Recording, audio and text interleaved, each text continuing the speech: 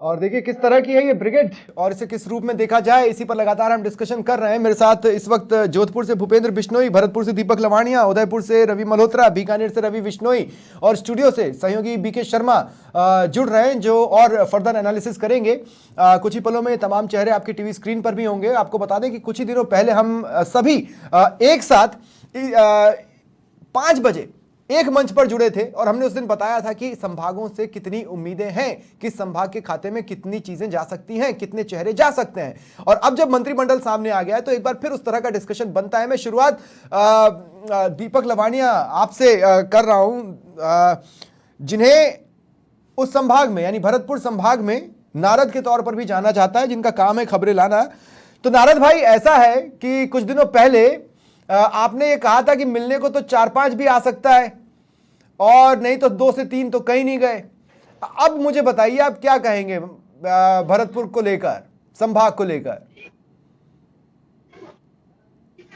बिल्कुल स्वप्निल, आज देखिए जो मंत्रिमंडल का गठन हुआ है, पहला नाम था भरतपुर संभाग के नाम डॉक्टर किरोड़ीलाल मीणा। हाँ। सवाई माधोपुर से चुनाव जीते हैं, उनको सबसे पहले मंत्रिमंडल में शामिल किया गया कैबिनेट मंत्री के रूप में। और सबसे आखिरी नाम जो था वो था जवाहर सिंह बेड़म, जो कि नगर विधानसभा सीट से विधायक चुने गए, उनको मंत्री बनाया गया, राज्य मंत्री। तो स्वप्निल, पहला नाम भरतपुर का था, दूसरा नाम भरतपुर का था, और जो मंत्रियों के नाम बोल रहे थे भजनलाल शर्मा मुख्यमंत्री, वो भरतपुर के हैं। तो 3 तो इस तरह से हो ही गए। तो मेरा कोई जो आकलन था वो गलत नहीं था। बता रहे हैं साहब, वो तो जयपुर से जीत कर बने हैं, लेकिन आप देखिए पहले और लास्ट नाम के बीच में कहीं भी भरतपुर नहीं है इसके बाद।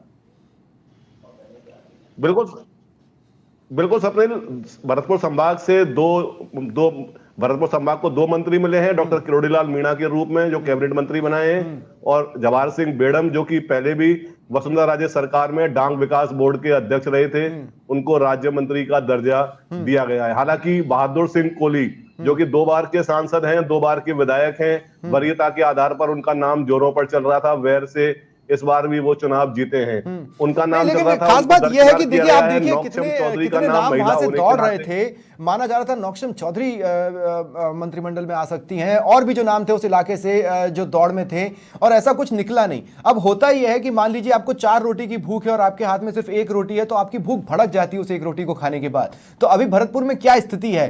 भूख भड़क गई है लोगों की, या वो संतुष्ट है कि ठीक है, हाँ अच्छा रिप्रेजेंटेशन मिल गया है? स्वप्निल, कई बार क्या होता है, 1 रोटी पतली होती है और 1 रोटी मोटी होती है, जो 4 रोटी का 5 रोटी का काम करती है, और 1 पतली होती है जो बिल्कुल 1 रोटी का काम करती है। हाँ। तो भरतपुर के हिस्से में पहले ही मोटी रोटी आ चुकी है मुख्यमंत्री के रूप में। तो भरतपुर वालों को ज्यादा टेंशन नहीं हुई है, क्योंकि मुख्यमंत्री भरतपुर के हैं, जवाहर सिंह बेड़म बनी गए हैं। हालांकि डॉक्टर शैलेश सिंह का नाम जोरों पर चल रहा था, क्योंकि उन्होंने कांग्रेस के दिग्गज नेता विश्वेंद्र सिंह को शिकस्त दी थी, तो उनका नाम भी चल रहा था, उनको भी दरकिनार किया गया है। जगत सिंह, कुंवर जगत सिंह, जो कि पूर्व विदेश मंत्री नटवर सिंह के बेटे हैं, 3री बार विधायक बने हैं, उनका भी वरीयता के आधार पर नाम चल रहा था, लेकिन सभी को दरकिनार किया गया है।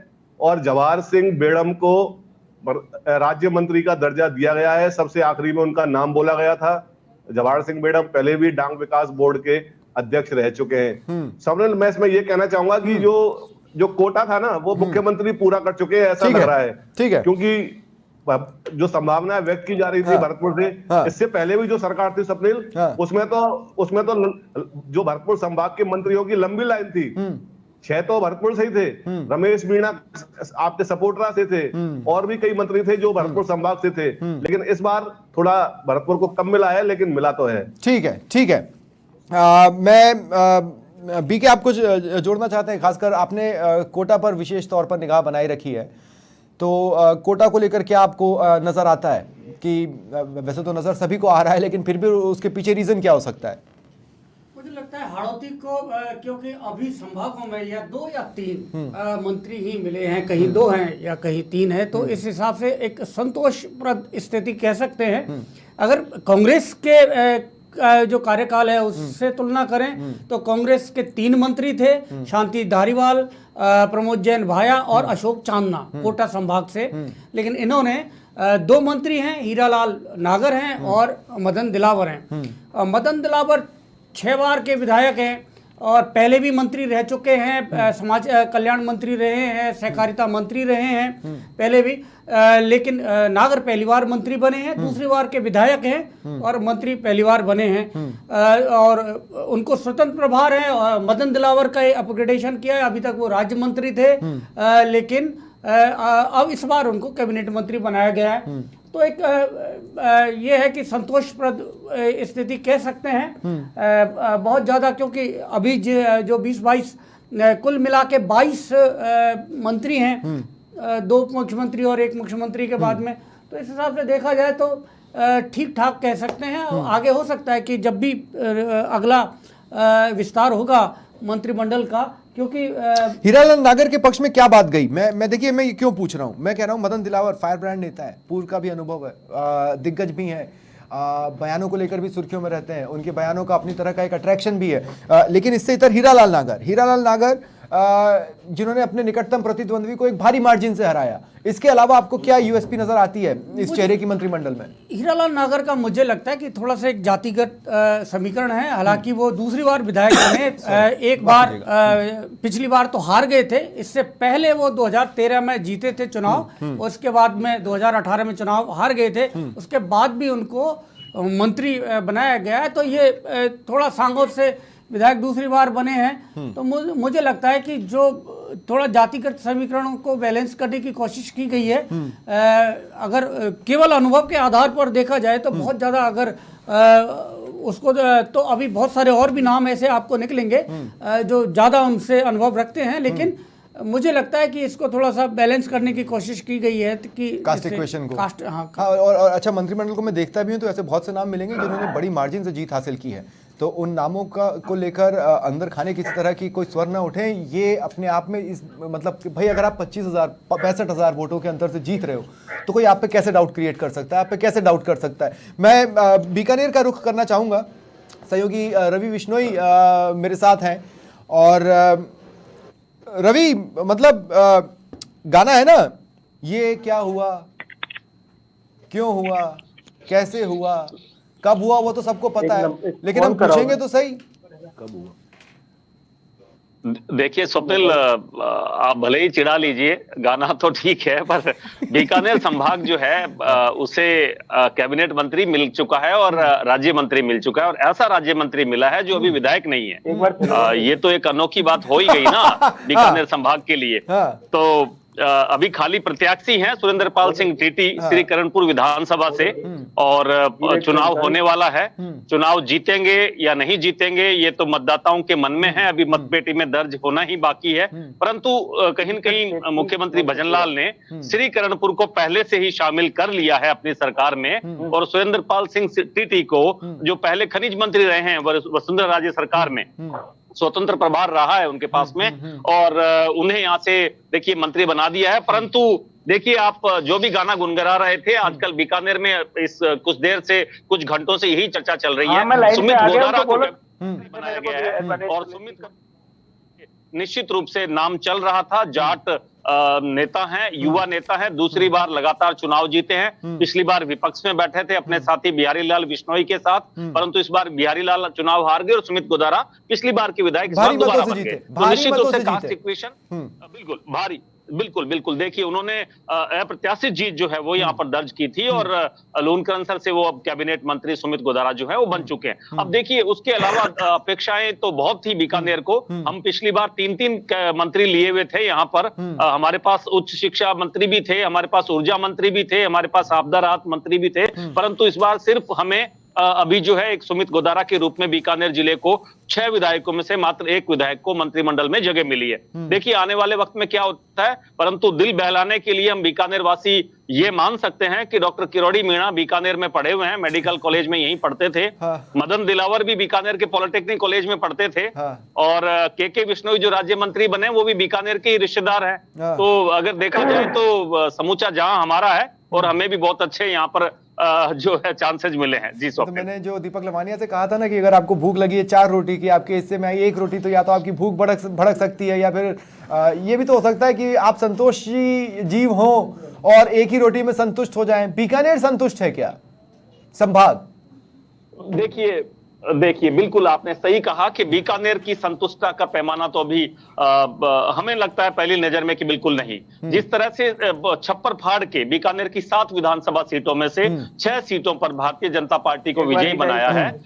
यहाँ पर बहुत से बीजेपी के नेता आए थे, बहुत सी उम्मीदें जनता ने उनमें देखी और उसके बाद में यहाँ पर छप्पर फाड़ वोट दिए। 7 में से 6 का स्कोर बीकानेर जिले का रहा। हालांकि श्रीगंगानगर और हनुमानगढ़ में प्रदर्शन भाजपा का काफी कमजोर रहा। यहाँ पर गंगानगर में मात्र 2 सीटें और हनुमानगढ़ में 1 सीट जो है वो भारतीय जनता पार्टी ने जीती। अनूपगढ़ में कोई भी सीट वो भारतीय जनता पार्टी नहीं जीत पाई। परंतु आप देखिए 9 विधायक हैं भाजपा के, 18 में से 50% दर्जा मिला है और दूसरा जो है राज्य मंत्री स्वतंत्र प्रभार श्रीकरणपुर से मिल चुका है, जो अभी विधायक बनने बाकी हैं।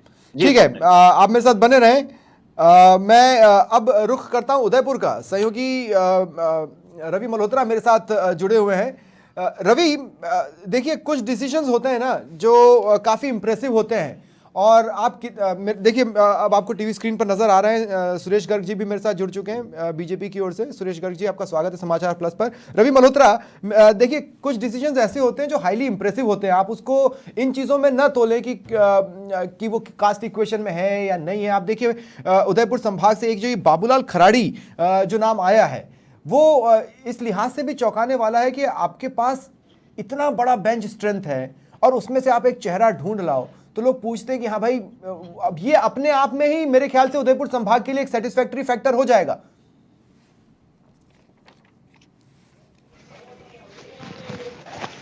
रवि म्यूट हटा ले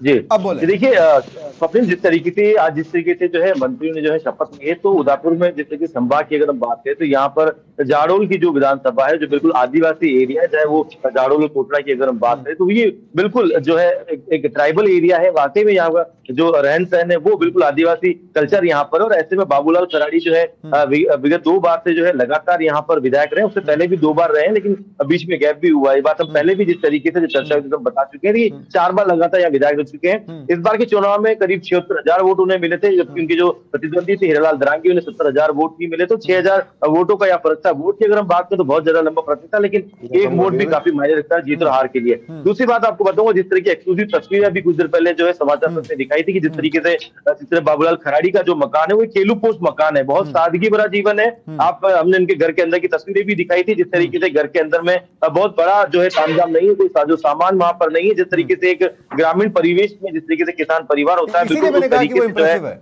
इसीलिए मैंने कहा रवि कि वो इंप्रेसिव है। लेकिन अब मैं उसके आगे पूछूं कि क्या उदयपुर उतने में संतुष्ट है या फिर और भी कुछ दिख रहा है?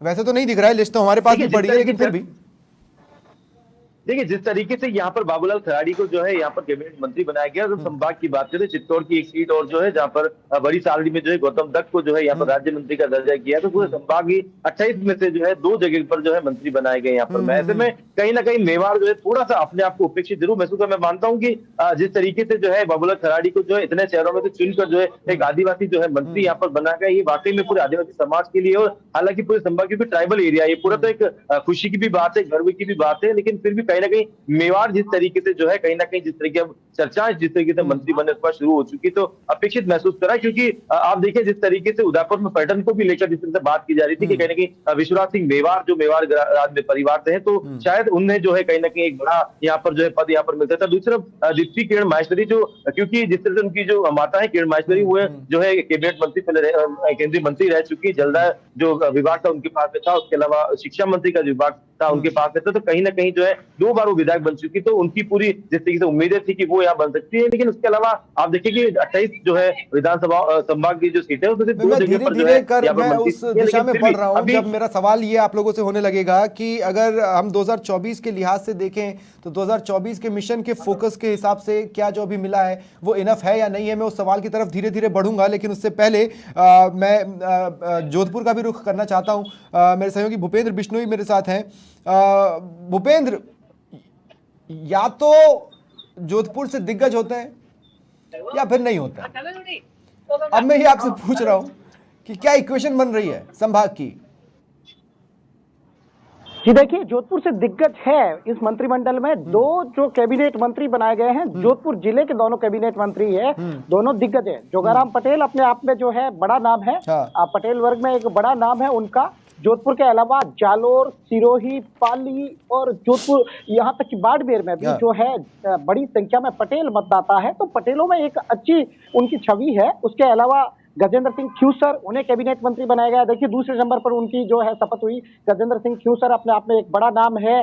फलोदी नया जिला बना है, वहां की लोहावट कॉन्स्टिट्यूंसी से आते हैं, लेकिन उनका घर जो जोधपुर में भी है और नागौर में भी है। देखिए, नागौर के ख्यूसर में ख्यूसर फोर्ट उनका, तो एक बड़ा नाम गजेंद्र सिंह ख्यूसर का है। गजेंद्र सिंह ख्यूसर को जगह मिली है। उसके अलावा दो और कैबिनेट मंत्री दोनों पाली से आते हैं, अविनाश गहलोत और जोराराम, तो दोनों अपने आप में बड़े नाम हैं। उसके अलावा ओटाराम देवासी अपने आप में अलग पहचान रखते हैं। और देखिए, बिश्नोई जाति को भी साधने के लिए के बिश्नोई को बनाया गया। तो एक सोशल इंजीनियरिंग जो है आने वाले चुनाव 2024 मिशन 2024 को अगर देखते हुए कहें तो एक शानदार सोशल इंजीनियरिंग खासतौर से पश्चिमी राजस्थान में की गई। लेकिन इसके पीछे की वजह को हम जानना चाहेंगे। जब कुछ जिले, कुछ संभाग तरस रहे हों और उस वक्त जोधपुर ये कहे कि हम तो बम बम हो गए, तो उसका कुछ तो खास कारण होगा। देखिए स्वप्निल, यहाँ एक और है। देखिए, जाट वर्ग से जो है पश्चिमी राजस्थान में एक भी नेता को जो है कैबिनेट या मंत्रिमंडल में स्थान नहीं मिला है। बेराराम सियोल का नाम काफी चर्चा में था। बताया जा रहा था कि उन्हें जो है अच्छा दायित्व मिल सकता है, लेकिन बेराराम सियोल का अंतिम वक्त में जो है हो सकता है नाम कटा हो। सोशल इंजीनियरिंग किस हिसाब से बैठाई गई वो जो है मंत्रिमंडल तय करने से पहले बैठाई गई होगी। लेकिन उसका तर्क ये है कि कैलाश चौधरी जो बाड़मेर से आते हैं, वो जाट वर्ग से हैं और केंद्रीय मंत्रिमंडल में अपना स्थान रखते हैं। तो ये एक सोशल इंजीनियरिंग का अलग फॉर्मूला आप कह सकते हैं। उसके अलावा गजेंद्र सिंह शेखावत जो है जोधपुर से है, केंद्रीय मंत्रिमंडल में उनका स्थान है। तो इसको भी आप जो मिशन 2024 के हिसाब से देखें तो एक शानदार सोशल इंजीनियरिंग जो है वो देखने को मिली है।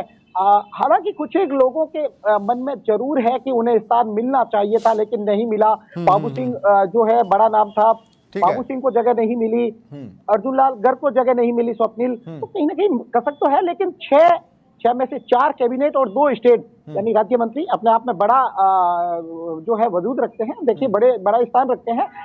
23 सीटें जो है, 33 में से 23 सीटें भाजपा के पास। ठीक है। उसमें से 4 कैबिनेट। अब मैं यहाँ पे बता दूं कि इस कार्यक्रम की शुरुआत में मैंने कहा था कि कुछ दिनों पहले भी हम तमाम चेहरे एक साथ 5 बजे इस मंच पर जुड़े थे और हमने कहा था कि किस संभाग के हिस्से में क्या जा रहा है। उस समय हमने कुछ नाम कहे थे, वो तमाम नाम इसमें कम से कम देखने को मिल रहे हैं। कुछ नए नाम भी जुड़े हैं, चौंकाने वाला फैक्टर जिसके लिए बीजेपी जानी जाती है। मैं सीकर संभाग का रुख करूंगा। झाबर सिंह खर्रा का नाम आपको याद होगा रमेश जी, हमने लिया था और हमने बताया भी था कि उसके पीछे क्या वजह होगी। लेकिन शेखावाटी पर विशेष फोकस पड़ा हो या आगे के लिए कोई विशेष रणनीति रही हो, वो देखने को नहीं मिल रहा है। बस शेखावाटी का प्रतिनिधित्व है, दैट्स इट। आप अपना म्यूट हटा लें। के लोगों का ये मानना था कि कम से कम 2 लोगों को प्रतिनिधित्व यहाँ से मिलेगा और शेखावटी की 21 विधानसभा क्षेत्रों में से 2 यहाँ मंत्री चुने जाएंगे। लेकिन झाबर खर्रा को यहाँ मंत्री बनाया गया है। निश्चित रूप से झाबर खर्रा एक बड़ा नाम भी है। जाट राजनीति के हिसाब से अभी अगर देखें तो सीकर, चूरू और झुंझुनू में जाट राजनीति के हिसाब से यहाँ जाट राजनेता का बनना लगभग तय था। अब मंत्री उसको बनाया गया झाबर खर्रा को। झाबर खर्रा की एक छवि है, खुद में अपने आप में एक बड़ी छवि है, क्योंकि इनके पिताजी जो है हरलाल सिंह जी खर्रा, वो पंचायत राज मंत्री रहे थे।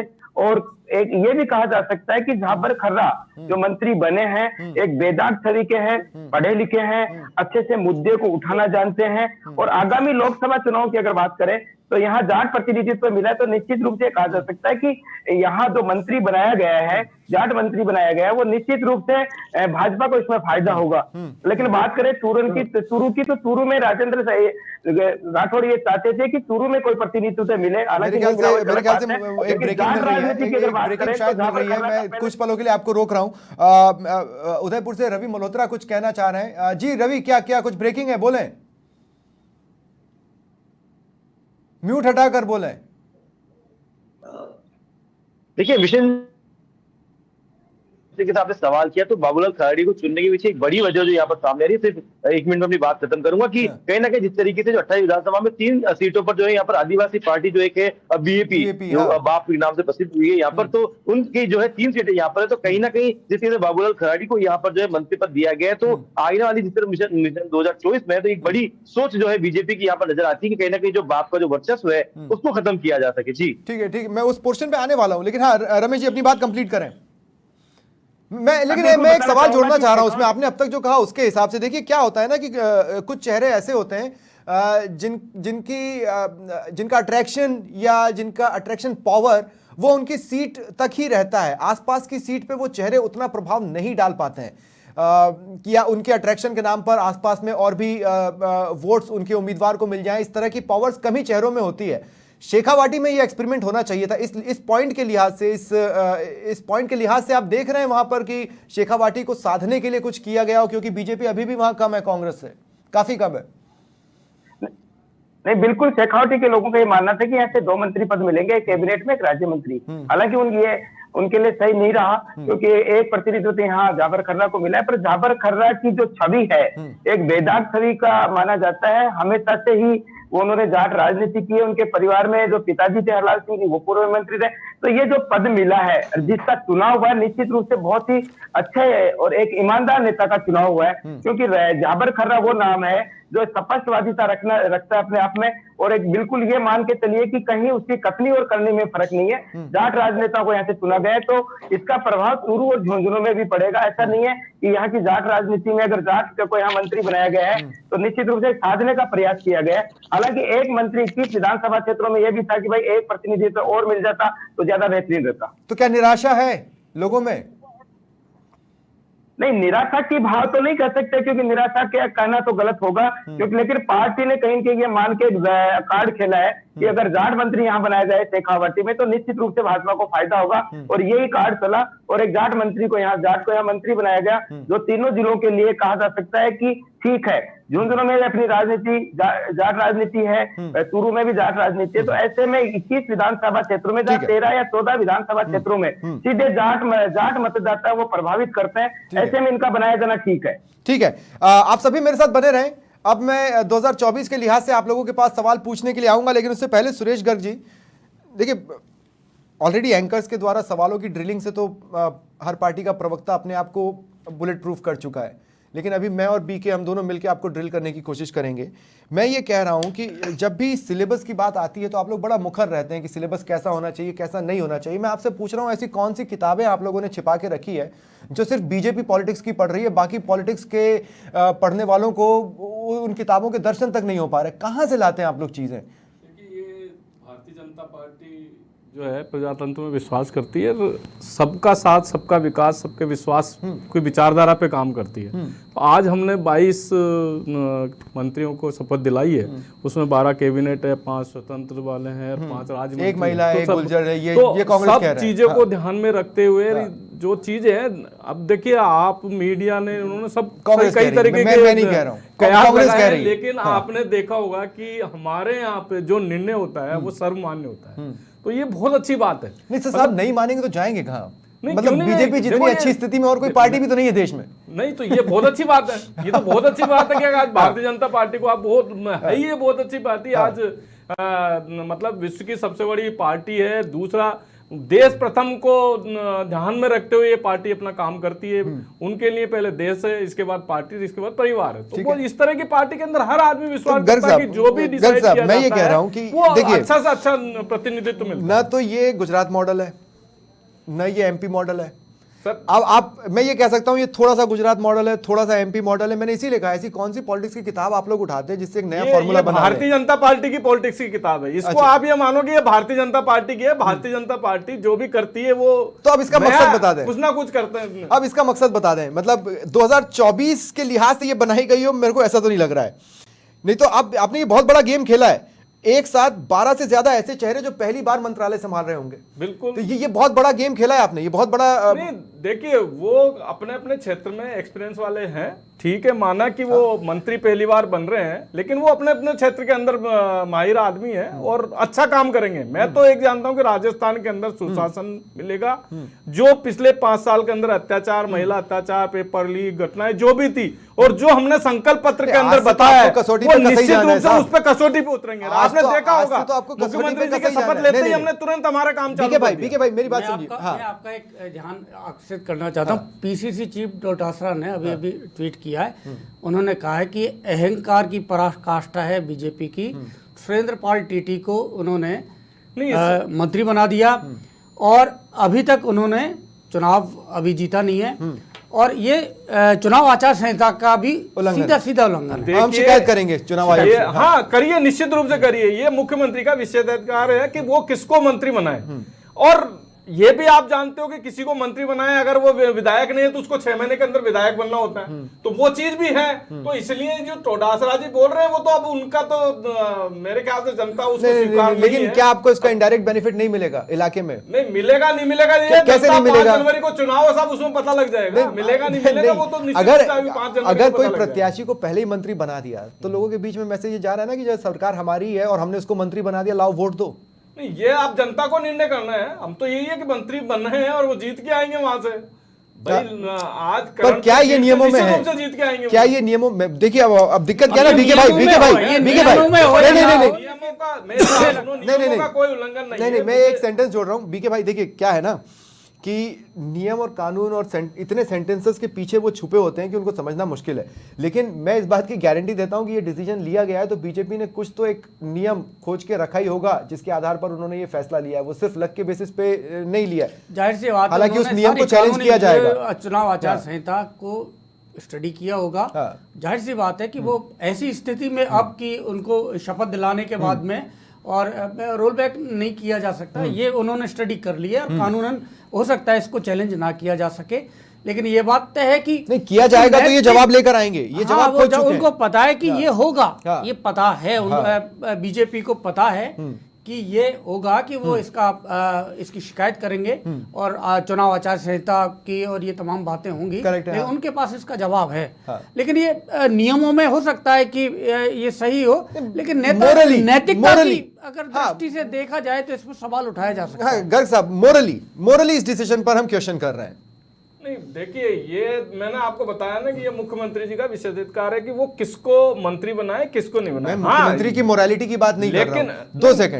2 सेकंड गर्ग साहब एक बात बताइए, ये सिर्फ सीएम साहब का तो फैसला नहीं है, इस पर तो मंजूरी आला कमान से भी ली गई है। फैसला साहब कैबिनेट का विस्तार करना, कैबिनेट में किसको लेना वो मुख्यमंत्री का फैसला है और मुख्यमंत्री को तो आला कमान ही बताएगा ना सर। बिहेवियर में तो यही होता है। आपको सुरेंद्र पाल टीटी में इतनी योग्यता है, सरकार की जरूरत है, वो ठीक है। इस पे नहीं लगा रहे, थोड़ा सा इंतजार कर लेते हैं। योग्यता के ऊपर मैं बोल सकता हूं। साहब सुनिए, देखिए पहले भी वो मंत्री रहे हैं, उनमें योग्यता है, योग्यता है। इतिहास भरा पड़ा है, मैं बता रहा हूं, इतिहास भरा पड़ा है। मंत्रिमंडल का गठन होता है। रवि बिश्नोई, मैं आपके पास आ रहा हूं। इतिहास भरा पड़ा है, मंत्रिमंडल का गठन होता है साहब, होता है। उसके कुछ समय के बाद अगर पार्टी को यह जरूरत महसूस होती है कि हम फेर बदल करेंगे तो वो भी होता है और फिर मंत्रिमंडल का विस्तार भी होता है। मौके तो आ जाने थे, मौके तो आएंगे ही। आप अगर कुछ दिन इंतजार कर लेते तो बात मोरालिटी की थी जिस पर हम जवाब लेने की कोशिश कर रहे थे। लेकिन रवि बिश्नोई, आपको नहीं लगता कि ये बड़ा चौंकाने वाला फैक्टर रहा है इलाके के लिए? मतलब अब तो लोग भी चर्चा कर रहे होंगे ना कि भाई ये क्या हमने सही सुना, सुरेंद्र पाल सिंह टीटी? बिल्कुल बिल्कुल। देखिए स्वप्निल, जैसे ही सुरेंद्र पाल सिंह टीटी का नाम सामने आया, लगभग ये बात पहले तकरीबन 1 से 1.5 घंटे पहले श्रीकरणपुर में सुरेंद्र पाल सिंह टीटी के समर्थक हैं, उन्होंने आतिशबाजी करनी शुरू कर दी थी। आप अंदाजा लगाइए कि जब उनका पास बन रहा था, वो विधायक नहीं है और शपथ ग्रहण में जा रहे हैं, उनका पास बन रहा है, उनके व्हीकल का पास बन रहा है, उनके साथी का पास बन रहा है। तो ये बात कहीं न कहीं श्रीकरणपुर तक पहुंच गई थी कि सुरेंद्र पाल सिंह टीटी को शपथ ग्रहण के लिए आमंत्रित किया गया है और उसका पास बन रहा है। तो वहां पर ये बात तय हो गई कि इनको मंत्री बनाया जा रहा है। उसी दरमियान ये सारे कयास लगने शुरू हो गए। स्वप्निल, हाँ, मैंने कहा आपने फोन भी किया था मुझे, उनका पास बन गया है। बिल्कुल, मैंने आपको कॉल भी किया था। और स्वप्निल, देखो होता क्या है कि बीजेपी का समूचा तंत्र, देखिए संगठन महामंत्री चंद्रशेखर से लेकर सीपी जोशी प्रदेशाध्यक्ष तक यहाँ पर दौरे कर चुके हैं। और जो एमएलए अभी अभी जीते थे भारतीय जनता भाई साहब, पार्टी आप के, भी तो उनमें से बाहर में डॉक्टर है, थोड़े बहुत विश्वनाथ नियम मेघवाल कायदे का तो आप नाम भी बहुत है। अच्छे से जानते हैं, इसलिए मैं आपसे पूछना चाहता हूं कि क्या लगता है ये नियमों पर तो जंग होगी इसे लेकर? बिल्कुल, देखिए नैतिक रूप से तो ये इसको सही नहीं ठहराया जा रहा। जो भी इसको देख रहा है वो यही कह रहा है कि अगर अगले विस्तार में मंत्री बन जाते हैं, क्योंकि 9 विधायक हैं श्रीगंगानगर, हनुमानगढ़, बीकानेर और अनूपगढ़ से मिलाकर, तो उनमें से मंत्री बनाए जा सकते थे। परंतु यहां पर भाजपा ने कहीं न कहीं एज लेने का प्रयास किया और जनता को ये मैसेज देने का प्रयास किया है। इसको अगर मैं यूं कहूं तो देखो, बेबाकी से कहूं तो ये प्रलोभन भी है कि देखिए हमने आपके जो विधायक बनने वाले हैं, प्रत्याशी हैं, उनको मंत्री बना दिया है, अब आप इन्हें मत दे दीजिए। तो हो सकता है इसको चैलेंज किस तरह से कांग्रेस चुनाव आयोग में करेगी, परंतु इतना तय है कि इसको कहीं न कहीं चर्चा का विषय अब बन चुका है। एक दूसरी बात और बताऊंगा, देखिए मैं मंत्री पद को लेकर हमेशा ये भी बात चल रही थी कि वसुंधरा खेमे के हैं, ये दूसरे खेमे के हैं, इनको बनाया जाएगा नहीं बनाया जाएगा। सुरेंद्र पाल सिंह टीटी वसुंधरा राज्य सरकार के अंदर खनन मंत्री रहते हैं, स्वतंत्र प्रभार वाले, लेकिन वो वसुंधरा राजे गुट के माने जाते नहीं है। वो वसुंधरा राजे गुट के माने जाते नहीं है। वसुंधरा राजे गुट के तो किसी भी चेहरे को मैं नहीं देख रहा हूं मंत्रिमंडल में। हाँ, और देखिए टीटी यहाँ मंत्री बने हैं, ये रेलवे के टीटी रहे हैं, टिकट कंडक्टर ये रहे हैं पहले, और अभी श्रीकरणपुर से ये प्रत्याशी हैं। परंतु ये बात तय है, अब देखिए जनता किस रुख को देखती है, अब जनता के पास में क्या विकल्प बचता है। जब उनके प्रत्याशी को मंत्री पहले बना दिया, इसका जवाब तो वक्त के साथ सामने आना है गर्ग साहब, इसीलिए मैं इस पॉइंट को और ज्यादा नहीं खींचूंगा, लेकिन मैं इतना जरूर कहूंगा कि देश की राजनीति के इतिहास में वोटों को आकर्षित करने के लिए कभी कैश बांटे जाते थे, कभी शराब बांटी जाती थी। ये पहला मौका होगा जब किसी को प्रत्याशी रहते हुए मंत्री बना दिया जाए, और ये उस शराब और कैश से बहुत अलग, उससे तो बेहतर, लेकिन सचमुच बेहतर है कि नहीं ये कहना काफी मुश्किल रहेगा गर्ग साहब। मेरे साथ अजमेर से कौशल भी जुड़ चुके हैं। विधानसभा अध्यक्ष मिलने के बाद अजमेर से क्या होगा? तो साहब बात आई कि महिला बन सकती हैं, अनीता बदेल जी आ सकती हैं, लेकिन पिछली बार जब जुड़ा था मैं आपसे, तो इसी को लेकर मैंने कौशल कहा भी था कि क्या दो विपरीत धड़ों को साथ रखा जाता है, पॉजिटिव नेगेटिव क्या एक साथ रहेंगे, देखना होगा बहरहाल। लेकिन ठीक है, अजमेर को भी प्रतिनिधित्व तो मिल गया है जिसको हम ठीक ठाक कह सकते हैं। जी स्वप्निल, देखिए जहां तक आपने कहा ठीक ठाक, मैं नहीं मानूंगा, क्योंकि देखिए विधानसभा अध्यक्ष अजमेर की देन है। तो वहीं पे देखा जाए सिर्फ एक भीलवाड़ा ऐसा जिला है जहां पर मंत्री मंडल में शामिल नहीं हुआ है। लेकिन अगर नागौर की बात करें, बीजेपी ने वहां क्लीन स्वीप किया है, इसके बावजूद 0। हाँ देखिए आप निश्चित रूप से देखिए तो एक भीलवाड़ा ऐसा रहा है जहां पर मंत्रिमंडल में स्थान नहीं मिला। लेकिन टोंक को देखें तो देखिए टोंक मालपुरा से कैलाश चौधरी को शामिल किया गया है। हम नागौर की बात करें तो नागौर से 2 जनों को राज्य मंत्री पद जो है वो दर्जा दिया गया है। तो निश्चित रूप से भजनलाल मंत्रिमंडल में अजमेर को जो उचित स्थान मिलना चाहिए था वो मिला। लेकिन कहाँ ये कह सकते हैं कि अभी भी कहीं कोई टीस जो है वो बाकी है। देखिए इच्छाओं की पूर्ति कभी पुष्कर संभव नहीं है। से सुरेश सिंह रावत है, कैबिनेट में है। पुष्कर से बिल्कुल, पुष्कर से सुरेश सिंह रावत को कैबिनेट में शामिल करना अजमेर संभाग के लिए एक बहुत बड़ा उपलब्धि है, बहुत बड़ा तोहफा है जो भजनलाल सरकार ने इस वक्त दिया है। तो देखिए इच्छाओं की कमी कभी नहीं हो सकती, वो तो अनवरत जारी रहती है। लेकिन कहीं ना कहीं जो संतोष है वो भी अजमेर को फिलहाल ये देखने को मिल रहा है कि अजमेर संभाग में एक भीलवाड़ा ऐसा जिला है जहां पर मंत्री कोई नहीं मिल पाया। लेकिन उसके अलावा टोंक देखा जाए, अजमेर देखा जाए या नागौर देखा जाए, तो वहां से सभी जगह से अजमेर को उचित प्रतिनिधित्व जो है वो पार्टी ने दिया है। तो वहीं पर जो जातिगत समीकरण है उनको साधने की भी बात की गई है। आगामी 2024 में लोकसभा चुनावों को देखते हुए पार्टी की जो रणनीति है, जो प्लानिंग है, वो यहाँ पर साफ दिखाई दे रही है। हाँ, लेकिन बीके एक शॉर्ट कमेंट में आपसे लेना चाहता हूँ। इस पूरी टीम को देखिए आप, ये 22 के 22 नाम देखिए आप। चलिए इन 22 के साथ वो 3 नाम भी जोड़ लें जिनमें से 2 डिप्टी सीएम और 1 सीएम है। क्या एक वेल एजुकेटेड टीम नहीं है ये? हर कोई पढ़ा लिखा और अच्छा खासा पढ़ा लिखा, मतलब आपने ऐसे लोगों को चुन लिया कि अगर वो काम नहीं करेंगे तो लोग बोलेंगे कि भाई इतना पढ़ने के बाद भी अगर कोई चीज समझ में नहीं आ रही तो कैसे। मतलब उम्मीद जगाने के लिए इतना वेल एजुकेटेड टीम अपने आप में काफी होती है। जी हाँ, बिल्कुल। यहाँ इन्होंने देखा है कि ज़्यादातर इन्होंने बैलेंस करने की कोशिश की है और एजुकेशन, शिक्षा को, मतलब ऐसा नहीं कि अधिकारी जो ब्यूरोक्रेसी है वो अब कई बार ये होता है कि वो ब्यूरोक्रेसी अपने हिसाब से अपनी बातों को समझाते हैं, और मंत्री अगर ये शिक्षा का असर होता है, अगर शिक्षित है तो आप उसको बेवकूफ नहीं बना सकते। सवाल करते हैं तो ब्यूरोक्रेसी हावी नहीं होती, और ब्यूरोक्रेसी को सरकार की जो नीति रीति है वो समझाई जाती है, और हर चेहरा पढ़ा लिखा है भाई। हाँ, अच्छा तो खासा ये एक पॉजिटिव इसका एंगल है, पॉजिटिव पक्ष है, सकारात्मक, कि ये इस पर ध्यान दिया गया है कि ऐसा नहीं है कि ये फाइल में क्या लिखा है साहब को बुलाओ वो साहब पढ़ के सुनाएंगे, वो ऐसा स्थिति नहीं है।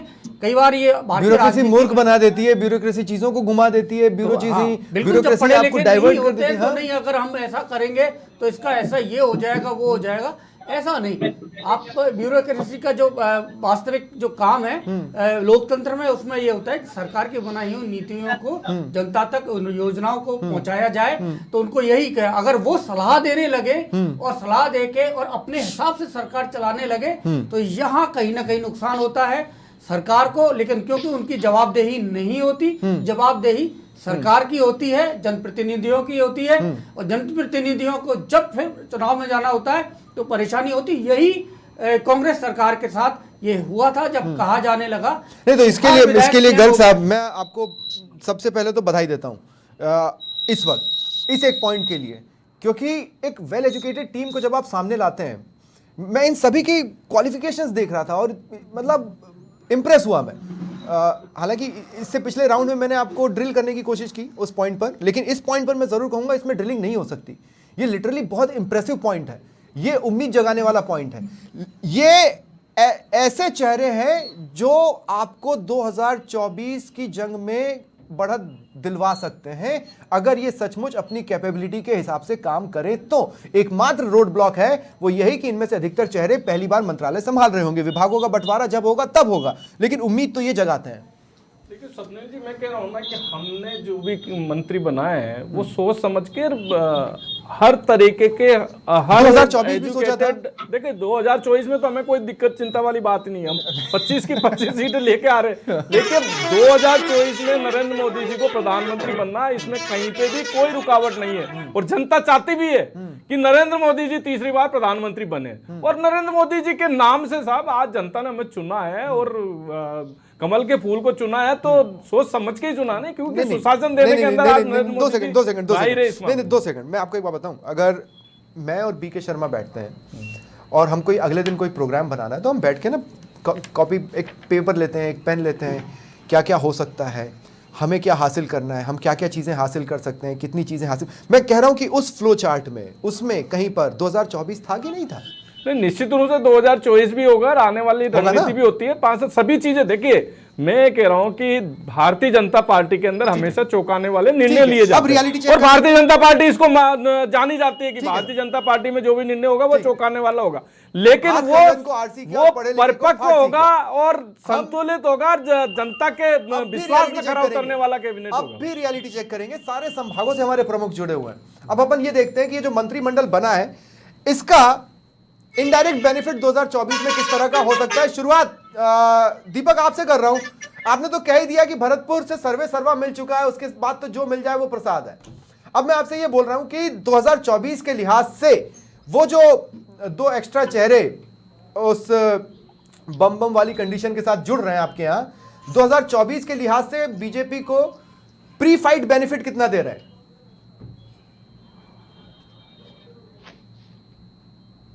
दीपक लवानिया। बिल्कुल स्वप्निल, भरतपुर को कोई जी बिल्कुल मुझे आपकी आवाज आ रही है। भरतपुर को ज्यादा निराशा हाथ नहीं लगी है, 2 मंत्री भरतपुर संभाग को मिले हैं। और बात करें आगामी लोकसभा चुनाव की तो बिल्कुल भाजपा का जो प्रयास है वो यही है कि आगामी लोकसभा चुनाव में सफलता मिले। भरतपुर संभाग में 2 सीटें हैं, भरतपुर लोकसभा क्षेत्र और 3 करौली धौलपुर लोकसभा क्षेत्र। बिल्कुल वहाँ जो भाजपा ने जिस तरह से मंत्रिमंडल का गठन किया है, भरतपुर संभाग के 2 मंत्रियों को शामिल किया है, एक मीणा समाज से आते हैं, एक गुर्जर समाज से आते हैं, इसके अलावा मुख्यमंत्री जो कि ब्राह्मण समाज से हैं वो भरतपुर के ही निवासी हैं। तो बिल्कुल पूरा फोकस है लोकसभा नहीं तो क्या चुनाव पर। 2024 के लिहाज राज्य से सरकार का कि बीजेपी आगामी- किसी तरह की बढ़त बना पा रही है इस मंत्रिमंडल से? क्या कास्ट फैक्टर सेटिस्फाई हो रहा है? क्या दूसरे फैक्टर सेटिस्फाई हो रहे हैं भरतपुर में? सकल ये अभी कहना जल्दबाजी होगा कि बढ़त बना रही है कि नहीं बना रही है। अभी तो क्या है, मंत्रिमंडल का आज गठन हुआ है, क्या परफॉर्मेंस इन मंत्रियों की रहती है, क्या इनके कामकाज से जनता कितनी खुश होती है, ये देखने वाली बात होगी। ये अभी आने वाला समय है, वो बताएगा। अभी टाइम है लोकसभा चुनाव में। आज तो मंत्रिमंडल का गठन हुआ है, लोग मंत्रिमंडल के गठन की जहां जहां मंत्री बने हैं, जिन जिन जिलों को मंत्री मिले हैं, वो अपना दीपक, जश्न इसीलिए मना रहे हैं। मैं ये जानना चाह रहा था ना, मैं एक बार सीकर का रुख करता हूँ। रमेश, शेखावाटी में आज भी विधानसभा की ज्यादातर सीटें कांग्रेस के पास हैं। बीजेपी ने पिछली बार से अपने आप को बेहतर बनाया है शेखावाटी में, इस बात से इनकार नहीं किया जा सकता। लेकिन हम ये सोच रहे थे कि इस मंत्रिमंडल के जरिए शेखावाटी में पैठ बनाने की कोशिश होगी, 2024 के लिए एक बढ़त बनाने की कोशिश होगी। उस लिहाज से आप क्या देखते हैं? क्या बढ़त बनाने के मौके को कैश कर पाई है बीजेपी शेखावाटी में? रमेश, बिल्कुल बताना चाहूंगा कि जैसे ही पहले भी ये तय हो चुका था कि यहाँ से जाट समुदाय को एक मंत्री बनाना है और उन्होंने जाबर खरा को मंत्री बनाया, तो निश्चित रूप से कहा जा सकता है कि शेखावाटी के 3 लोकसभा क्षेत्र सीकर, चूरू और झुंझुनू, तीनों में जाट मतदाता हैं, वो बढ़ चढ़ के भाग लेते हैं। जाट राजनीति यहाँ कहा जा सकता है। पीसीसी गोविंद सिंह डोटासरा जो जाति से जाट है, तो एक कहा जा सकता है कि उसका विकल्प जो खोजा गया है वो जाबर सिंह खर्रा को खोजा गया है, क्योंकि जाबर सिंह खर्रा है वो निर्विवाद रहे हैं, पिछले अपने विधायक कार्यकाल में भी रहे, पढ़े लिखे हैं, जनता से सीधा जुड़ाव है। तो ये कहा जा सकता है कि जो मंत्री इन्होंने बनाया है वो बहुत ही बेहतरीन मंत्री सोच समझ के बनाया गया है। और जाट समुदाय को एडजस्ट करने के लिए लोकसभा चुनाव में अपना परफॉर्मेंस दिखाने के लिए जाबर खर्रा का चुनाव जो किया गया है वो उचित चुनाव किया गया है। इनका झुंझुनू में भी अलग से रहेगा, इसके साथ चूरू में भी जाट समुदाय है तो वहां भी उनका रहेगा। तो जो जाट सीट जो 13 से 14 विधानसभा क्षेत्र हमारे ऐसे हैं जहाँ जाट मतदाता अपना फैसला करते हैं, तो जाट मतदाता को रिझाने के लिए जाबर खरा को मंत्री बनाया गया। हालांकि 21 विधानसभा क्षेत्र में अगर देखें तो एक मंत्री बनाया जाना चूरू से या झुंझुनू से था, लेकिन पार्टी ने नहीं बनाया। लेकिन जो मंत्री बना है तो क्या कोई डायरेक्ट बेनिफिट 2024 में मिल सकता है? मेरा सीधा सवाल है। नहीं, बिल्कुल बेनिफिट मिलेगा और निश्चित रूप से कहा जा सकता है कि आगामी लोकसभा चुनाव में जाबर खर्रा को जो मंत्री बनाया है उसमें भाजपा को अच्छा बेनिफिट मिलेगा। बीके, आपको क्या लगता है कोटा संभाग के लिहाज से? कोटा संभाग के लिहाज से मुझे नहीं लगता कि कोटा संभाग हाड़ौती में कोई चुनौती कांग्रेस दे पाएगी। नहीं, लेकिन क्या उसका रीजन मंत्रिमंडल का बेनिफिट है या कुछ और है? ये ओवरऑल देखा जाए तो लोकसभा चुनाव में क्योंकि कई 2-3 फैक्टर ऐसे हैं कि लोकसभा चुनाव में कोई ऐसा कांग्रेस की तरफ से कोई ऐसा चेहरा या ऐसा व्यक्तित्व कोई निकल के नहीं आया जो टिकट से पहले कोई किसी ने काम किया हो पहले से। आज भी कई बार ऐसा होता है कि चुनाव से पहले भी तैयारी शुरू कर देते हैं, तो ऐसा कोई नाम और ऐसा चेहरा नहीं है। दूसरी बात यह है कि इन्होंने अब जो, क्योंकि रामगंज मंडी से इन्होंने मदन दिलावर को और यहाँ इन्होंने हीरालाल नागर को यहाँ दिया है, तो कास्ट सिस्टम है जो पूरा इसका तो उसमें बैलेंस करने की कोशिश की गई है। फिर दूसरी बात है कि अब ये नरेंद्र मोदी के नाम पर, उनके चेहरे पर अगर यहाँ पर सरकार बनाई जा सकती है बिना कोई मुख्यमंत्री के चेहरे के, तो अब लोकसभा में तो सीधा मौका होगा कि आप प्रधानमंत्री नरेंद्र मोदी को प्रधानमंत्री बनाने के लिए अब आपको वोटिंग करनी है। तो वहां पर कांग्रेस के पास इसका जवाब फिलहाल नहीं है। तो ऐसे में ये जो कास्ट जो सोशल इंजीनियरिंग और हम क्षेत्र की ये तमाम बातें देखते हैं तो ये सब गौण हो जाती है। ये अब वर्तमान में भारतीय राजनीति में जो देखा जाए, खास तौर से भारतीय जनता पार्टी की राजनीति में, तो ये सब बातें पारंपरिक राजनीति है। सियासत में कई फैसले ऐसे लेने पड़ते हैं जिसमें सबसे बड़ा रीजन ही कास्ट होता है, लेकिन बीजेपी का प्राइम रीजन या पहला बड़ा रीजन कास्ट नहीं होता है। ये मोटे तौर पर हमने कई स्टेट्स में देखा है। इस धारणा को बदलने की कोशिश भी की जा रही है, जैसे पीएम मोदी ने नहीं, कहा लेकिन राजस्थान जैसे स्टेट में, चार जातियां हैं, राजस्थान जैसे महिला, स्टेट में, किसान, युवा, हाँ नहीं, लेकिन राजस्थान नहीं, वो उसको तो मैं दूसरे पॉइंट से भी क्रॉस कर सकता हूँ, लेकिन राजस्थान जैसे स्टेट में कास्टिज्म एक बहुत बड़ा फैक्टर है।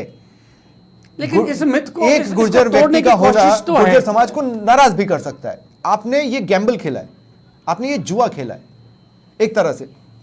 लेकिन मुझे लगता है कि इससे कोई ज़्यादा ऐसा इम्पैक्ट आएगा नहीं लोकसभा चुनावों में, क्योंकि लोकसभा चुनावों में आते आते ये, क्योंकि आप देखिए कि अभी 22 जनवरी को राम मंदिर का भव्य शुभारंभ हो रहा है, उसके बाद कुछ और परिस्थितियां होंगी, तो ये जो स्थानीय राजनीति, स्थानीय मुद्दे हैं, ये बहुत पीछे रह जाएंगे और वहाँ मुद्दे कुछ और ही होंगे लोकसभा चुनाव में। और क्योंकि पीएम मोदी बड़ा चेहरा है, ठीक है, तो ये बड़ा मुद्दा रहने वाला है। हाँ ठीक है, मैं जोधपुर का रुख कर रहा हूँ। पिछली बार ना मतलब मैं बात कर रहा हूँ लोकसभा चुनावों की, है ना, तो जब मैं पिछली बार बोलूँ तो आप भूपेंद्र समझ लें।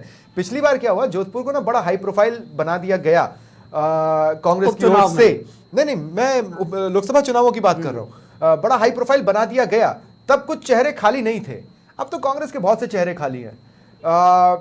क्या इस मंत्रिमंडल के लिहाज से 2024 में बीजेपी को एक प्री बढ़त बनाते आप देख रहे हैं? इस मंत्रिमंडल को लेकर मैं विशेष तौर पर कह रहा हूं। जी बिल्कुल, देखिए ये जो पूरा मंत्रिमंडल का आज जो विस्तार हुआ है, इसमें एक बड़ा देखने को मिला है कि जैसलमेर से किसी को जो है दोनों सीटों में प्रतापपुरी का नाम जो महत्वपूर्ण चल रहा था, सालेह मोहम्मद को हराकर जो है जीते थे और बताया जा रहा था कि वो उनको जो है मंत्री बनाया जा सकता है। उसके अलावा कोई चौंकाने वाली बातें नहीं है। तमाम जिलों को जो है स्थान दिया गया। पाली जैसे जिलों को जो है 2 कैबिनेट मंत्री दिए गए, अपने आप में बहुत बड़ी बात है। जोधपुर जिले को 2 कैबिनेट मंत्री दिए गए हैं, सिरोही को प्रतिनिधित्व किया गया है, बाड़मेर को प्रतिनिधित्व दिया गया है। बस एक थोड़ी सी चीज की कसक स्वप्निल कहीं ना कहीं देखने को मिल रही है, वो है जाट मंत्री नहीं बनाया जाना। पश्चिमी राजस्थान में बेराराम सियोल का बड़ा नाम चल रहा था, लेकिन इसका भी बीजेपी के पास अल्टरनेट ये है कि वो कहे कि कैलाश चौधरी जो है, उन्हें जो कैबिनेट में जो है केंद्रीय मंत्रिमंडल में स्थान दिया गया है, तो उन्हें जो है जाटों को साधा गया है। तो कहीं ना कहीं पश्चिमी राजस्थान की जहां बात करें, जोधपुर संभाग की बात करें, तो बीजेपी एक अच्छी स्थिति में यहां देखने को मिल रही है। देखिए राजपूत जाति से मंत्री बनाया गया, जो बिश्नोई मंत्री बनाया गया, पटेल मंत्री बनाया गया, उसके अलावा ओटाराम देवासी को मंत्री बनाया गया, कुमावत मंत्री बनाए गए, गहलोत को मंत्री बनाया गया। तमाम जो समीकरण बैठाया गया है, इसको सोशल इंजीनियरिंग की तरफ से देखें तो जो चारों सीटें जो चुनाव के वक्त लोकसभा चुनाव में होगी, तो उन्हें साधने की पूरी कोशिश की गई है। जिस तरीके से मंत्रिमंडल का गठन किया गया, देखिए छोटू सिंह मान जैसलमेर से ये तर्क दिया जाए कि जैसलमेर से जो है मंत्री नहीं बनाया गया, लेकिन जोधपुर लोकसभा सीट में जो है केंद्रीय मंत्री गजेंद्र सिंह शेखावत है, उसमें पोकरण शामिल है। जैसलमेर बाड़मेर में आता है, लेकिन पोकरण जो है जोधपुर कॉन्स्टिट्यूंसी में है लोकसभा की, तो जोधपुर में ये तर्क दिया जा सकता है कि उन्हें स्थान दिया गया। लेकिन प्रतापपुरी का नाम जो काफी महत्वपूर्ण चल रहा था, वो नाम काफी चर्चा का विषय है, खासतौर से पश्चिमी राजस्थान में। जिस तरीके से आप बात कर रहे थे पढ़ाई की, तो जिस तरीके से कुछ देर पूर्व हम जब जोगाराम पटेल के आवास पर थे, तो देखिए जोगाराम पटेल वकील, उनके पुत्र वकील और उनके पोते जो LLB कर रहे हैं नेशनल लॉ यूनिवर्सिटी पश्चिमी बंगाल से, तो बहुत बड़ी बात है। बहुत शानदार जो है मंत्रिमंडल गठित किया गया और बहुत ही शानदार सोशल नेटवर्किंग यहाँ देखने को मिली है। बिल्कुल बिल्कुल। मैं रवि मल्होत्रा आपके पास आ रहा हूँ। बाबूलाल खराड़ी के नाम से ना के बाद मेरे दिमाग में एक पॉइंट कौन था जिसको लेकर मैंने दोबारा इस लिस्ट को सरसरी तौर पर देखना चालू किया, तो मैंने एक बात महसूस की कि 5-6 बहुत ही दिग्गज नामों को मैं हटा दूं। एक एग्जांपल दे देता हूं, जैसे राज्यवर्धन सिंह राठौड़, वो बीजेपी के लिए कार्यकर्ता के तौर पर काम नहीं कर पाए थे, उससे पहले उन्हें लोकसभा का टिकट मिल गया था।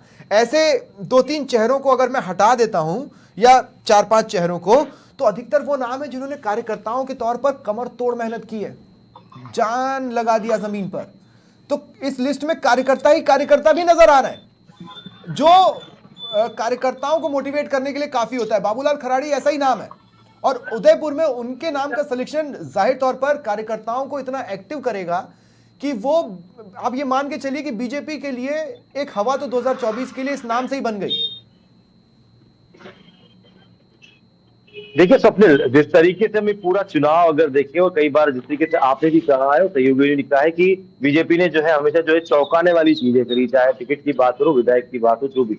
उसके अलावा अगर हम याद की बात करें, जिस तरीके से मंत्रिमंडल की बात करें, तो वाकई में बाबूलाल खराड़ी को यहाँ पर कैबिनेट मंत्री बनाना भी कहीं ना कहीं एक बड़ा चौंकाने वाला जो फैक्टर है। लेकिन बीजेपी का कहीं ना कहीं जो है 2024 का जो मिशन है, उसको लेकर जो है एक बड़ी रणनीति जो है यहाँ पर लगती है। जिस तरीके से आदिवासी समाज जो है पूरा, उसको कहीं ना कहीं साधने की बहुत बड़ा जो प्रयास यहाँ पर लगता है। जैसा कि आप बता रहे हैं कि वाकई में जो है बड़े कुछ चेहरे अगर हटा दिए जाए, उसके बाद अगर बात की जाए अगर कार्यकर्ता के ऊपर, तो वाकई में एक जमीनी स्तर से जुड़े कार्यकर्ता यहाँ पर बाबूलाल खराड़ी जो है वो है यहाँ पर बिल्कुल सरल स्वभाव के भी हैं, सहज स्वभाव के भी हैं, और जितनी बार भी जो है कार्यक्रमों में देखा गया है, तो कहीं ना कहीं जो है बिल्कुल जो उनका एक सहज जो सरल स्वभाव है, वो लोगों को जो है अपनी ओर आकर्षित करता है। ऐसे में उनको यहाँ पर जो है कैबिनेट मंत्री बनाया गया है। और देखा है जिस तरीके से आज जिस तरीके से जो तस्वीरें समाचार प्लस पर चली है कि किस तरीका जो है इसका एक केलू पोस्ट मकान है, और उसके बाद जो है वहां से निकलकर जो है 4 बार विधायक रहने के बाद अब वो कैबिनेट मंत्री। बीके कुछ बोल रहे हैं, बीके कुछ पूछ रहे हैं। जो आपका सवाल था ना स्वप्निल, वो उसे आज मैंने बीजेपी कार्यालय में मैं 3-4 घंटे रहा था, तो ये मैंने महसूस किया कि ये आज से नहीं है। ये आपने टिकट वितरण किया और उसके बाद मुख्यमंत्री का चेहरा जब भजनलाल शर्मा के तौर पर लाए थे, तब से ही एक परसेप्शन, एक धारणा और एक उत्साह, उम्मीद भारतीय जनता पार्टी के कार्यकर्ताओं के बीच में आई है। और ये है कि किसी को भी अब टिकट मिल सकता है, वो काम कर रहे हैं। और हाईकमान और केंद्रीय नेतृत्व, संगठन के जो बड़े अधिकारी है, पदाधिकारी हैं, उनकी नज़र में हर कार्यकर्ता है, उसका काम है। और ये एक इसको पॉजिटिव साइन कह सकते हैं भारतीय राजनीति और ये जो राजनीतिक दल हैं उनके लिहाज से, और उनमें काम करने वाले कार्यकर्ता। एक दौर था कि जब केवल दरी बिछाने वाले दरी बिछाते रह जाते थे, और जो रसूख वाले लोग थे, जो या तो वो बड़े परिवारों के से, रॉयल फैमिलीज से थे, बिजनेस हाउसेस से थे, वो लोग टिकट के टाइम पर टिकट लेकर और चुनाव लड़ते थे, पैसा भी खर्च करते थे, चुनाव जीत भी जाते थे। लेकिन ये परसेप्शन बदल रहा है और ये भारतीय राजनीति के लिए बहुत अच्छी बात है। और ये मैंने उम्मीद और उमंग मैंने आज देखी है, तो ये करना ही पड़ेगा। लेकिन अब गर्ग साहब काफी सीरियस नजर आ रहे हैं आज खुशी के दिन में, मुझे नहीं पता क्यों। लेकिन गर्ग साहब, मेरा ये सवाल या तो आपको भड़का देगा या बहुत खुश कर देगा। मैं कह रहा हूं कि हमने विधानसभा चुनावों में आपके 2 प्रवक्ताओं को हारते देखा, लेकिन पहले के 2 प्रवक्ताओं को आज हमने मंत्रिमंडल में शामिल होते भी देखा है। बिल्कुल, तो हम तो आपको सर आंखों पर बिठा के रखेंगे, कल को आप मंत्री बन सकते हैं। निश्चित रूप से सर, मैं कह रहा हूँ ना कि भारतीय जनता पार्टी में कुछ भी संभव है। एक सामान्य कार्यकर्ता, तो ये बात आपको मोटिवेट कर रही है कि प्रवक्ता से आगे भी बढ़ेंगे सुरेश गर्ग जी? निश्चित रूप से साहब, मैं कह रहा हूँ कि भारतीय जनता पार्टी एक ऐसी पार्टी है देश की जिसके अंदर सामान्य कार्यकर्ता को भी वो मुख्यमंत्री बनाया जा सकता है, सामान्य कार्यकर्ता को कहीं से कहीं पे भी पहुंचाया जा सकता है। तो इसीलिए जनता का विश्वास भारतीय जनता पार्टी पर, कार्यकर्ता भी दिल लगा के काम करता है। तो आप भड़के नहीं, आप खुश हुए ना मेरे सवाल से? देखिए, मैं ये तो आपको प्रत्यक्ष प्रमाण, आप देखिए तीनों राज्यों के अंदर जिस तरह से मुख्यमंत्री बनाया है, तो वो एक कार्यकर्ता को बनाया है। नहीं, ये आप राजस्थान के अंदर अगर भजनलाल जी को बनाया तो एक जमीन से जुड़े हुए कार्यकर्ता को उनको, लेकिन ये एमपी फॉर्मूला नहीं है साहब, ये एमपी फॉर्मूला नहीं है। नहीं, देखिए फॉर्मूला तो हर स्टेट में अलग अलग फॉर्मूला आप जानते हो। मैं कह रहा हूँ कि भारतीय जनता पार्टी का निर्णय है, उसको कोई सोच नहीं सकता किस तरह से निर्णय लिए जाते हैं, क्या चीज है। आपको हर निर्णय में एनालिसिस करना पड़ जाता है कि यार इसके पीछे क्या लॉजिक हो सकता है। लेकिन ये अच्छी बात है, 2% ये अच्छी बात है। गर्ग साहब, मैं क्योंकि आपका मेरे पास बहुत सारे मैसेजेस आए हुए हैं, और क्योंकि मैं ट्रेड इंडस्ट्रीज वगैरह कवर करता हूं, तो व्यापारी वर्ग मेरे साथ बहुत सारा जुड़ा हुआ है। और क्योंकि कोर वोट बैंक है आपका व्यापारी वैश्य वर्ग, और वोट दिया भी है उन्होंने लोकसभा, लेकिन उनको प्रतिनिधित्व इसमें इस बार नहीं मिला है। स्वतंत्र मंत्री बना है, एक मंत्री मिला, और उसको लेकर काफी आप व्यापार करने वालों के लिए बोल रहे हैं या वैश्य समाज के लिए स्पेसिफिक बोल रहे हैं? वैश्य समाज, क्योंकि व्यापारियों के हिसाब से तो मिल रहे हैं 3-4। वैश्य समाज को बनाया है ना, मंत्री बनाया है तो। अच्छा, नहीं, 2 सेकंड। देखिए, बड़ी इंटरेस्टिंग पॉइंट है। मुझे ये बताया जा रहा है कि रवि बिश्नोई मुझसे कुछ कहना चाह रहे हैं, और मैं ये गैस कर रहा हूं कि वो मुझसे क्या कहना चाह रहे हैं। रवि बिश्नोई, मैं आप ही के पास आ रहा हूं, ठीक है? अभी यह बात चल रही थी कार्यकर्ताओं के उत्साहित होने की, और कार्यकर्ताओं को कैसे आगे बढ़ने का मौका मिलता है। गर्ग साहब भी बहुत एक्साइटेड थे, और उसी बीच मुझे ये मैसेज मिला है कि नहीं, आप मुझसे कुछ कहना चाह रहे हैं। ये इसी से जुड़ा पॉइंट है, और मैं समझ गया आप क्या कहना चाह रहे हैं, बोले। देखिए गर्ग साहब तो भले ही कुछ भी कारण दे रहे हों और कुछ भी कह रहे हों, परंतु देखो बीकानेर संभाग को सबसे कम मिला है, और आप भी सबसे कम समय दे रहे हैं। रात हो चुकी है। मैं कंक्लूड करना चाह रहा हूं बीकानेर संभाग से। दरअसल क्या है कि जो देखिए, आप बीकानेर संभाग को इस भाजपा के इस चुनाव से पहले देखिए, देवी सिंह भाटी कितने बड़े नेता बनकर उभरे, उनकी भाजपा में वापसी हुई, खुद प्रधानमंत्री नरेंद्र मोदी जोधपुर हवाई अड्डे पर उनसे मिलते हैं, और उसके बाद में वो एक काफिले के साथ समूचे संभाग के अंदर यात्रा करते हैं, और ये तक बातें आती है कि बाड़मेर से लेकर बीकानेर श्रीगंगानगर तक देवी सिंह भाटी की वजह से भाजपा एज पर रहेगी। अब देवी सिंह भाटी पिछले कई दिनों से अपने पोते अंशुमान सिंह के साथ जयपुर बैठे हुए थे, और इस आस में थे कि कहीं न कहीं अंशुमान सिंह को युवा मंत्री जो है बना दिया जाएगा। एक वक्त में सीएम भजनलाल देवी सिंह भाटी की ही पार्टी सामाजिक न्याय मंच से चुनाव लड़ चुके हैं, चुनाव हार गए थे वो, ये भी एक लोगों को उम्मीद थी। अब देखिए कि भूपेंद्र बात कर रहे थे जोधपुर से कि जाट को नहीं बनाया गया। अब पूरे हमारे यहाँ से जाट को बनाया गया है, सुमित गोदारा को उत्तरी राजस्थान का प्रतिनिधित्व करते हैं। परंतु देखिए मेघवाल, डॉक्टर विश्वनाथ मेघवाल रह गए। तो साथ ही सबसे बड़ी बात, जहां बीडी कल्ला को हराकर आने वाले जेठानंद व्यास और ताराचंद सारस्वत श्री डूंगरगढ़ से, तो रवि क्या कार्यकर्ताओं में ये मैसेज नहीं गया कि कार्यकर्ता आगे बढ़ रहे हैं? देखिए कार्यकर्ता आगे नहीं बढ़े ना बीकानेर संभाग के। अब मोदी है तो मुमकिन है, ये बात तो सब समझते हैं, और 7 में से 6 सीटें दे दी। परंतु इस बात में मैं तो बीकानेरी होने के नाते तो यही कहना चाहूंगा कि इस मंत्रिमंडल गठन से बीकानेर संभाग इतना ज्यादा खुश नहीं है। वजह साफ है कि हमें सिर्फ 1 मंत्री मिला है। पिछली बार हमारे यहाँ 7 मंत्री थे, 3 तो कैबिनेट स्तर के मंत्री थे। आप देखिए रामेश्वर डूडी मंत्री थे, हमारे यहाँ पर बीडी कल्ला मंत्री थे, भंवर सिंह भाटी थे, गोविंद राम मेघवाल थे। तो साथ ही अगर बात कर ली जाए महेंद्र सेन मंत्री थे, सूरतगढ़ से डूंगर राम गैदर को मंत्री का चार्ज दिया हुआ था, मदन गोपाल मेघवाल वो मंत्री थे। तो 7 मंत्री मैंने आपको गिनाए। यहाँ पर मात्र 1 मंत्री हमारे हिस्से में आया है, और 1 ऐसे मंत्री हिस्से में आए हैं जिनका चुनाव जीतना अभी देखने वाली बात होगी। या तो भाजपा ने तय कर लिया कि वहां से जीत रहे हैं, परंतु देखना होगा किस तरह से जनता श्री करणपुर से करती है। परंतु ये बात तय है कि बीकानेर संभाग जो है पूरा का पूरा अभी ना इतना ज्यादा खुश नहीं है। हो सकता है कुछ चमत्कार हो जाए आने वाले वक्त में, लोकसभा के बाद में बीकानेर संभाग को और तरजीह दी जाए। मैं अभी भी 6 गुंजाइश है तो मैं, लेकिन वेल सेड रवि बिश्नोई, खुलकर बोला और बहुत अच्छा बोला। और आप सबको अभी मेरे साथ 10-12 मिनट और बने रहना है, अभी मैं किसी को विदा नहीं कर रहा हूं। रमेश जी भी कुछ जोड़ना चाह रहे हैं? हाँ नहीं, मैं बिल्कुल बताना चाहता हूँ कि जैसे हमारे शेखावती में माकपा का गढ़ रहा था, दातारामगढ़ से अमराराम रहे, कद्दावर नेता रहे, किसान नेता रहे। इसके अलावा धोद से लंबे समय तक आजादी के बाद कमल नहीं खिला था, गोवर्धन प्रधान। हाँ सिग्नल में कोई प्रॉब्लम आई है रमेश जी? हाँ बोलें। नहीं, सिग्नल में प्रॉब्लम है, कंटिन्यूअस टीम आपके साथ कांटेक्ट करेगी। हाँ भूपेंद्र, आप भी कुछ जोड़ रहे हैं, मैं देख रहा हूँ। हाँ बोलें। देखिए स्वप्निल, पश्चिमी राजस्थान वो जगह है जहां बारिश शायद पूरे हिंदुस्तान में सबसे कम होती है, फिर भी हम संतुष्ट हैं। और मंत्रिमंडल में जो जगह मिली है फिर भी हम संतुष्ट हैं कि 4 कैबिनेट मंत्री और 2 स्टेट मंत्री। अपने आप में जोधपुर संभाग ने शायद ये दावा सोचा होगा कि इतनी शानदार जगह जो है जोधपुर संभाग को मिलेगा। और उसमें से पाली में 2 कैबिनेट मंत्री मिले हैं, जोधपुर में 2 कैबिनेट मंत्री। नहीं, कई बार होता है ना बीके भाई कि पेट भर के खाना खाओ, संतुष्टि नहीं होती है, मन नहीं भरा तो 2-3 और भी खा लिए, तो वो वाली स्थिति बनी है भाई जोधपुर के लिए। बीकानेर के पास देखिए नमकीन है, रसगुल्ला है, और उन्हें लग रहा है हमें सिर्फ नमकीन मिला, रसगुल्ला नहीं परोसा गया। आप तो भूपेंद्र भाई गजब ही बात कर रहे हो यार। देखिए हम तो वो लोग हैं जो मिर्ची बड़ा और ब्रेड को जो है सैंडविच बनाकर खा के भी संतुष्ट हो जाते हैं, और बाजरी की रोटी खा के भी संतुष्ट हो जाते हैं। अच्छा। मंत्रिमंडल में स्थान मिलना अलग बात थी।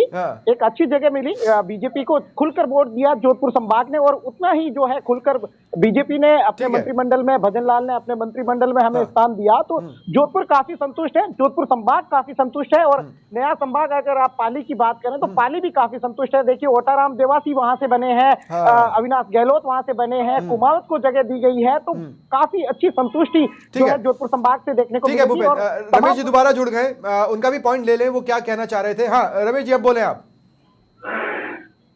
हाल मैं बताना चाह रहा था कि जैसे सीकर की अगर बात करें तो धौद विधानसभा क्षेत्र था, वो हमेशा कॉमरेडों का रहा है। लंबे समय से आजादी के बाद भी काफी दिनों तक कमल नहीं खिला। इसके बाद में गोवर्धन प्रधान आए, इन्होंने भाजपा से सीट निकाली, और इसके बाद 18 में हारे, इसके बाद 23 में फिर जीत के आ गए। लेकिन आज भी अगर माना जाए तो गोवर्धन प्रधान को यहाँ से विधायक बनाना चाहिए था, कोटा भी पूरा कर रहे थे लेकिन नहीं बन पाए। वहां से राजेंद्र राठौर साहब को बनाना चाह रहे थे, नहीं बन पाए। जबकि शेखावटी विधानसभा में अगर बात करें संभाग की तो 21 विधानसभा क्षेत्र आ रही है, 21 में से हमें 2 मंत्री चाहिए थे, लेकिन पार्टी ने जो निर्णय किया है, लेकिन जो निर्णय किया वो ठीक किया। मुझे ऐसा लगता है रमेश जी, देखिए मुझे ऐसा लगता है कि जो थॉट प्रोसेस बिहाइंड है वो ये है कि हमने ये फॉर्मूला बनाया और हमें इस फॉर्मूले पे टिके रहना है। ठीक है, अगर कोई किसी की सिफारिश भी लाता है तो हम उस सिफारिश को एक बार सुन लेंगे और देखेंगे, अगर फॉर्मूले में फिट बैठ रहा है तो ठीक। हरलाल सारण के लिए राजेंद्र राठौड़ ने जमीन आसमान एक कर दिया था। वो तो यहां तक कह चुके थे कि मुझे हर बात मुझे नहीं पता मेरा क्या होगा, हो सकता है मैं हार जाऊं, लेकिन आपको किसी भी हालत में हरलाल सारण को जितवाना है। और इसलिए माना गया कि राजेंद्र राठौड़ हरलाल सारण को बैक कर रहे हैं। हो सकता है कि जो भी फॉर्मूला इस मंत्रिमंडल में बनाया गया, उस मंत्रिमंडल के फॉर्मूले में हरलाल सारण फिट नहीं बैठ रहे।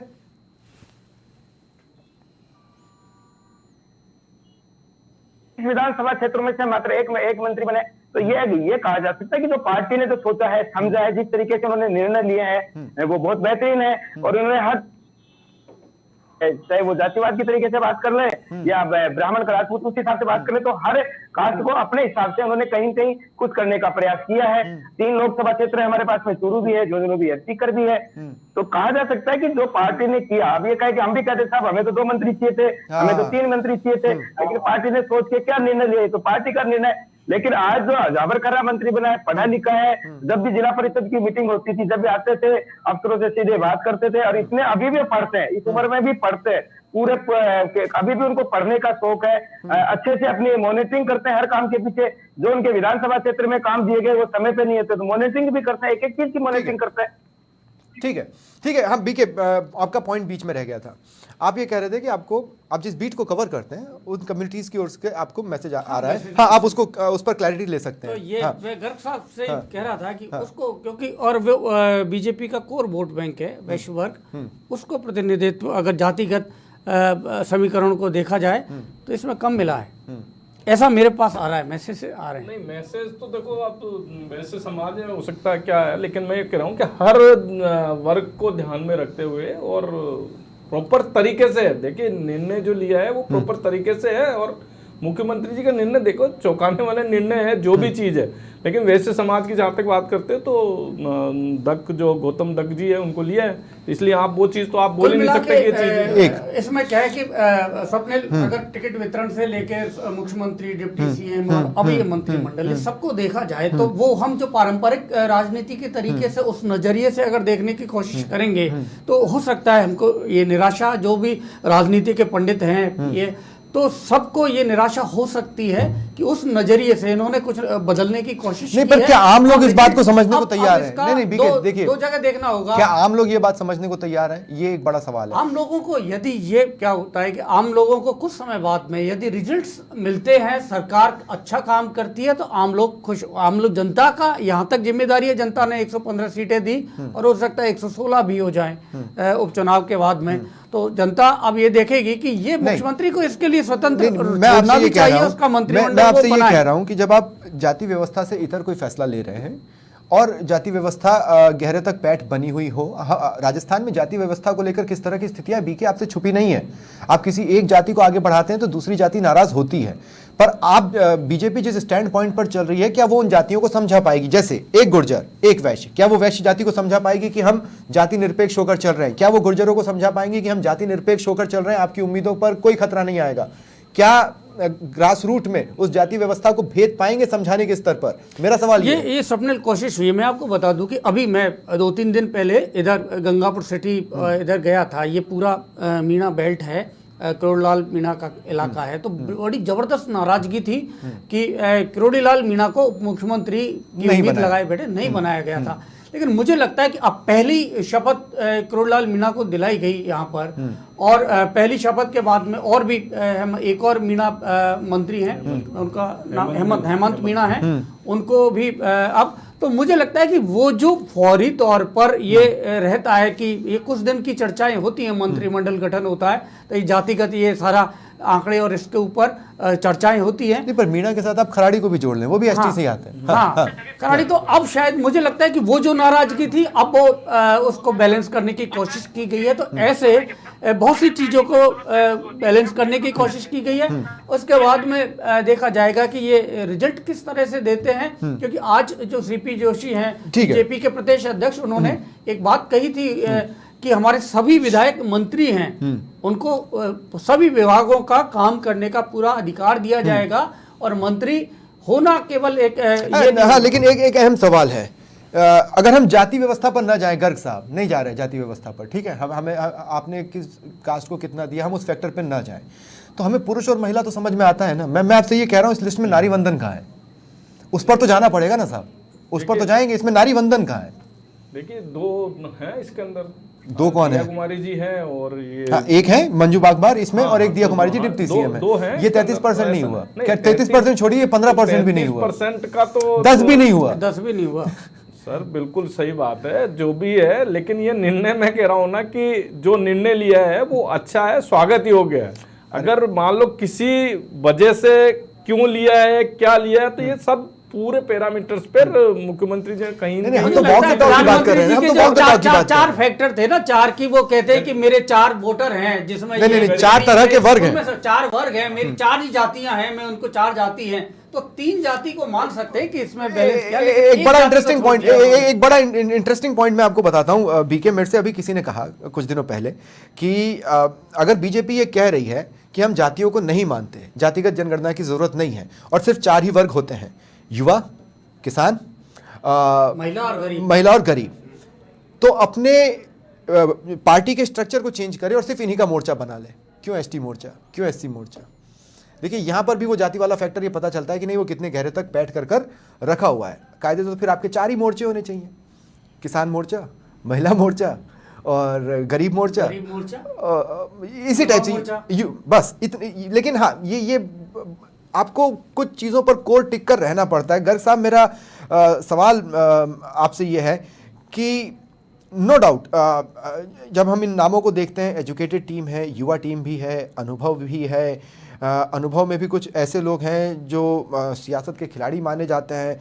किरोड़ी लाल मीणा जी को अगर हम ले लें तो उनके पास तो ईडी और सीबीआई से पहले जानकारियां पहुंच जाती हैं, तो लगता है कि चलिए अब शायद ही भ्रष्टाचार बचे, हो सकता है वो जड़ से निपट जाए। अब कर क्या लिया है आपने? उम्मीदों के लिहाज से अपने आप को कॉर्नर कर लिया है, लेकिन चुनौतियों के लिहाज से हम ये नहीं समझ पा रहे हैं इनमें से वो कौन सा चेहरा है जो प्रदेश में पैसों का इन्फ्लक्स बने या बड़े फैसलों को लेने के लिए जिस तरह के इकोनॉमिक स्ट्रक्चर की जरूरत पड़ेगी उसका जरिया बने। ऐसे कौन से चेहरे हैं?